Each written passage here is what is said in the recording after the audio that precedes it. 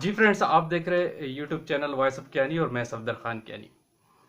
अच्छा friends, HPLC analysis करते हैं। एचपीएलसी पे जो पीक आती है उसकी एक्सेप्टेंस क्राइटेरिया क्या है, अगर हम शेप वाइज बात करें, यानी पीक किस केस में एक्सेप्टेड होती है। नंबर वन ये। नंबर दो, थोड़ा सा ये देखेंगे कि एचपीएलसी की जो पीक पे स्प्लिटिंग होती है, यानी उसके पीछे कॉजेस क्या है, क्यों नॉर्मली एचपीएलसी एनालिसिस पे एनालिस्ट फेस करता है कि उसकी पीक स्प्लिट हो जाती है सैंपल के केस में। फिर इन थोड़े से पॉइंट्स को एचपीएलसी की ट्रबल शूटिंग के वाले से आज की वीडियो में डिस्कस करेंगे। बड़ी इंपॉर्टेंट वीडियो है, ये अक्सर एनालिस्ट फेस करते हैं। वीडियो को एंड तक देखिएगा ताकि आपका कॉन्सेप्ट क्लियर हो जाए। तो सबसे पहले बात करते हैं कि पीक का जो एक्सेप्टेंस क्राइटेरिया है। देखिए, पीक एचपीएलसी की जो पीक है शेप वाइज अगर हम बात करते हैं तो डेफिनेटली एचपीएलसी की पीक को शार्प होना चाहिए। उसकी शेप आपको पता है, स्क्रीन पे आप देखेंगे इस तरह की होनी चाहिए, शार्प।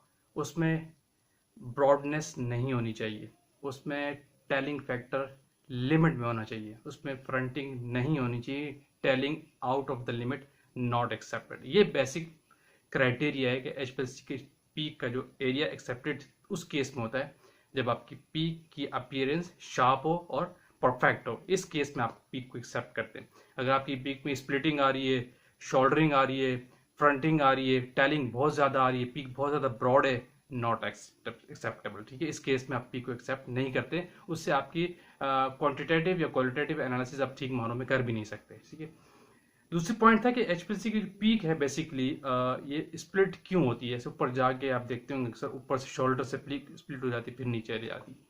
इसके पीछे बहुत सारे फैक्टर्स हैं, इसको आप बहुत सारे एंगल से बात कर सकते हैं, बहुत सारे कॉजेज होते हैं, लेकिन कुछ सिलेक्टेड पैरामीटर्स हैं जो नॉर्मली लोग फेस करते हैं, जो नॉर्मली रीजंस होते हैं, उनको डिस्कस करता हूं मैं आपके साथ। नंबर वन, अगर हम स्टेप बाय स्टेप देखते हैं एचपीएलसी के अंदर, इस पर पहला जो डोमिनेंट फैक्टर है, कॉज है, वो आपका मोबाइल फेज है। मे भी पॉसिबल है कि आपने जो मोबाइल फेज लिया है वो कंटामिनेटेड हो, पुराना मोबाइल फेज हो, फ्रेशली प्रिपेयर्ड ना हो सकता है उसमें फंगल ग्रोथ आ चुकी हो। तो यही वजह होती है, रिकमेंडेशन यही है कि आपका जो एचपीएलसी का मोबाइल फेज होता है वो फ्रेशली प्रिपेयर्ड किया जाए। ऑडिट में सबसे पहले सवाल उठता है कि ये मोबाइल फेज की प्रिपरेशन का क्राइटेरिया एक्सपायरी का आपके पास क्या है। तो कुछ इंडस्ट्रीज 24 आवर्स देती है, कुछ फ्रेशली प्रिपेयर्ड करते हैं। बेस्ट प्रैक्टिस यही है, आप 2 महीने की मोबाइल फेज की एक्सपायरी नहीं देते हैं, 3 दिन की, 4 दिन की नहीं देते हैं। उस केस में देंगे, आपके पास डेटा है। तो वैसे डेटा ऐसा पॉसिबल नहीं है, बहुत मुश्किल है। रिकमेंडेशन ये है कि फ्रेशली मोबाइल फेज हो। क्लियर, यानी आप अगर फ्रेशली मोबाइल फेज प्रिपेयर करें, दोबारा से उसको फिल्टर करें, उसकी कंटामिनेशन रिमूव करें, तो चांसेस होते हैं कि आपकी पीक स्प्लिटिंग कम हो जाए। दूसरा फैक्टर है मे बी कि आपके सिस्टम के अंदर एयर बबल आ गया हो। ठीक है, एयर बबल भी अगर आपके सिस्टम के अंदर, एक तो आपका रिटेंशन टाइम को आउट करेगा और आपकी पीक में स्प्लिटिंग का भी कॉज क्रिएट करता है। तीसरा फैक्टर बड़ा इंपॉर्टेंट, मे बी जो आप अक्सर देखते हैं ना, स्टैंडर्ड की पीक साफ आ गई और सैंपल के केस में ऐसा क्या हो गया। इसके चांसेस ये होते हैं कि आपकी हो सकता है आपकी सैंपल की और स्टैंडर्ड की पीपीएम सेम ना हो, हाई कंसंट्रेशन आपने इंजेक्शन लगा दिया हो, माइक्रोलीटर आपने सैंपल में हाई कर दिया हो। ये सॉफ्टवेयर से आप सेट करते हैं ना, अगर आपका ऑटो ऑटो सैंपलर तो आप माइक्रोलीटर दोनों का सेव करते हैं, वैसे तो आप मेथड में देते हैं। ठीक है, तो हो सकता है आपकी कंसंट्रेशन प्रिपरेशन में बहुत ज़्यादा हुई हो, मे भी आपने फर्स्ट डायल्यूशन लगा दिया, हो सकता है सैंपल की 2 डायल्यूशन हो।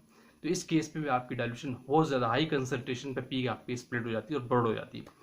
तीसरा फैक्टर ये भी चांसेस है। चौथा, मे बी आपकी मोबाइल फेस की जो स्टैंडर्ड प्रिपेयर किया और आपने जो सैंपल प्रिपेयर किया, दोनों की फाइनल डायल्यूशन सेम ना हो। मे भी चांसेस है कि आपकी जो मोबाइल स्टैंडर्ड की फाइनल डायल्यूशन है और सैंपल की फाइनल डायल्यूशन मोबाइल फेस के अंदर ना हो। यह भी कॉज क्रिएट करती है कि आपको मोबाइल फेस हो। इसलिए रिकमेंडेड यही होती है, बेस्ट प्रैक्टिस यही है कि आपके सैंपल स्टैंडर्ड की जो फाइनल डायल्यूशन होती है वो मोबाइल फेस के अंदर होनी चाहिए। फर्स्ट डायल्यूशन रिजॉल्व करने के लिए कुछ भी हो सकता है, आप मिथनॉल ले लिया, वाटर ले लिया, लेकिन फाइनल डायल्यूशन का जो इल्यूट आप लेते हैं वो मोबाइल फेस के अंदर होना चाहिए। इससे आपकी स्प्लिटिंग के चांसेस कम हो जाते हैं। क्लियर, ये कुछ सिलेक्टेड पैरामीटर्स, इनके पीछे कॉजेज है, ये मेन कॉजेज है जिसकी वजह आपकी पीक स्प्लिट होती है। एक और बड़ा इंपॉर्टेंट फैक्टर है वो आपकी मोबाइल फेस की पीएच और आपके सैंपल की पीएच। अगर आपके सैंपल की और मोबाइल फेस की पीएच पीएच मिसमैच हो जाए, यानी डिफरेंस आ जाए इनमें बहुत ज़्यादा, तो ये भी कॉज करता है, बड़ा रोल अदा करता है आपके पीक की स्प्लिटिंग के लिए। इसकी बड़ा डोमिनेंट रोल है आपके मोबाइल फेस की पीएच और सैंपल की पीएच अगर डिफरेंट है बहुत ज़्यादा, तो ये उस केस में होती है डेफिनेटली जब आपका सैंपल की फाइनल डायल्यूशन आप डिफरेंट में बना दें तो वो मैच नहीं करती। तो इस केस में भी आपकी पीक स्प्लिटिंग के चांसेस बढ़ जाते हैं। तो ये वो फ्रेंड सिलेक्टेड कॉजेज हैं जिसकी वजह से आपके अक्सर एनालिस्ट फेस करते हैं कि पीक स्प्लिट हो रही है, सही नहीं आ रही। तो इसके लिए रेमेडीज में हम सबको साथ साथ बताइए कि आप मोबाइल फेस कंटामिनेटेड है, डेफिनेटली आप मोबाइल फेस फ्रेशली प्रिपेयर्ड करेंगे, ठीक है। इस पे चौथा पांचवा फैक्टर इंपॉर्टेंट आपका कॉलम भी है, याद रखिएगा। अगर आप कॉलम की वॉशिंग भी ठीक नहीं है तो भी आपकी पीक स्प्लिट होने के चांसेस है, अगर कॉलम भी कंटामिनेटेड है। तो सोल्यूशन क्या है, आप मोबाइल फेस फ्रेशली प्रिपेयर्ड करें, उसको फिल्टर करें, अगर फिल्टर भी नहीं करें इसके डीगेस सही तरीके से करें। फ्रेशली प्रिपेयर्ड मोबाइल फेस बनाएं, सही है, और उसको डीगेस करें प्रॉपर तरीके से 0.22 से या 0.45 माइक्रो फिल्टर से। फिर उसके बाद आपके सैंपल की डाइल्यूशन चेक करें, आप फाइनल किस में है वो भी आप चेक कर लें। हाई कंसंट्रेशन तो नहीं लगा दी, कॉजेज आपका सैंपल की कंसंट्रेशन लो करे तो पीक स्प्लिटिंग के चांसेस कम हो जाते हैं। और मोबाइल फेस के सैंपल की पीएच मैच हो रही है, पीके भी जिसको हम कहते हैं, अगर वो मिसमैच है तो अब बड़ा रोल अदा करती है आपके पीक स्प्लिटिंग में। चौथा आपके फिफ्थ फैक्टर हमने डिस्कस किया था कि आपका कॉलम इटसेल्फ अगर कंटामिनेटेड है तो इस केस में भी आपकी पीक स्प्लिटिंग के चांसेस होते हैं। क्लियर।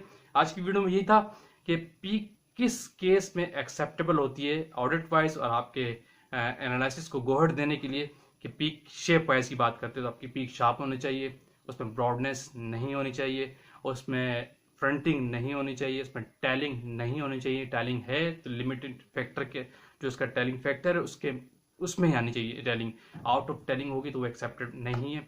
दूसरा आपकी कंटामिनेशन का एंड, यानी आपकी पीक शेप एक्सेप्टेड इस केस में उसकी अपीयरेंस करेक्ट हो, और कंटामिनेशन अगर ज़्यादा है तो वो कॉज आपकी करते हैं पीएच स्प्लिटिंग के अंदर। तो अभी वीडियो को क्लोज करते हैं इस ट्रबल शूटिंग के हवाले से। आएंगे किसी और टेक्निकल बात के साथ। चैनल पे जो न्यू है सब्सक्राइब लाजमी करके जाइए, ताकि इस तरह के टेक्निकल पॉइंट्स, बड़े इंपॉर्टेंट पॉइंट्स जो इंडस्ट्री में एग्जिस्टिंग प्रैक्टिसेस होती है वो मैं डिस्कस करता हूँ, आप तक पहुँचती रहे। Thank you for watching. अल्लाह हाफिज़।